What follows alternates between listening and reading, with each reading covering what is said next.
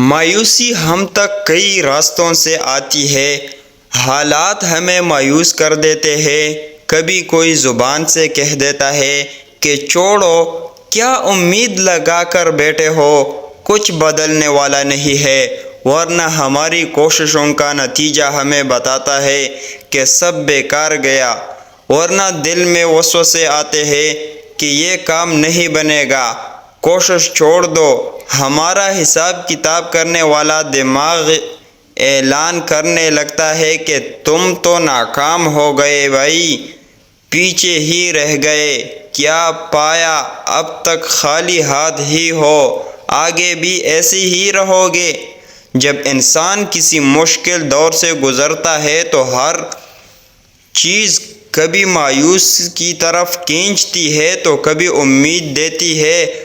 ہمارا جھکاؤ جس طرف زیادہ ہوتا ہے وہ چیز بڑھ جاتی ہے۔ اگر مایوس ہونے لگے تو سارے اشارے مایوسی کی ملنے لگتی ہے، کیونکہ انسان کے سوچ کے لہروں میں زبردست قوت ہوتی ہے۔ وہ جو سوچتا ہے آس پاس کے ماحول میں ان چیزوں کو قوت سے کھینچ لیتا ہے۔ اسی لیے کہا گیا ہے کہ اچھا گمان رکھو، لیکن یہ وسوسے، یہ اندازے، یہ نتیجے، یہ سب کتنے ہی اسٹرانگ ہو، آپ کو زبردست قوت والے رب کی اس بات کو ہرگز نہیں بھولنا چاہیے جو قرآن میں کہی گئی ہے کہ میری رحمت سے مایوس نہیں ہونا، کیونکہ یہی بات پتھر پر لکیر ہے۔ ایک ایسی ذات کے پاس یہ طاقت ہے کہ وہ اپنا وعدہ دے سکے، کیونکہ وعدے پر عمل کی زبردست قوت صرف اس کے پاس ہے کہ اللہ کی رحمت سے مایوس نہ ہو۔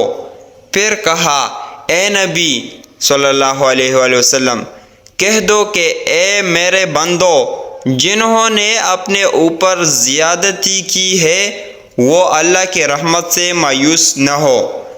اس ویڈیو میں میرا پیغام صرف اتنا ہے کہ بیرونی حالات آپ کو کوئی بھی تصویر دکھائے، آپ کے دوست عزیز کچھ بھی کہے، آپ کی کوششوں کا کتنا ہی مایوس کن نتیجہ نکلے، آپ نے صرف اللہ کی بات یاد رکھنی ہے کہ کبھی مایوس نہیں ہونا، مایوسی سے کوشش نہیں چھوڑنی، دل چھوٹا نہیں کرنا، دعا ترک نہیں کرنی، خدمت کرنی نہیں چھوڑنی کہ صلہ تو ملتا نہیں، اچھائی نہیں چھوڑنی کہ جواب میں برائی ملتی ہے، نیکی کرنا نہیں چھوڑنا کہ اجر تو نہیں ملتا، صبر سے مایوس نہیں ہونا کہ اجر کب ملے گا، شکر سے منہ نہیں موڑنا کہ اب تک کیا ملا، اتنا شاکر ہو کر۔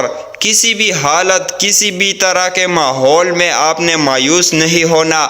آپ کا دل مایوس کے لیے نہیں، اللہ پر یقین کے لیے بنا ہے۔ یہ دل مایوسی سے وحشت زدہ ہوتے ہیں، لیکن یقین سے ٹھہر جاتے ہیں، تسلی پاتے ہیں۔ اپنے دل کو تسلی کی طرف مائل کریں۔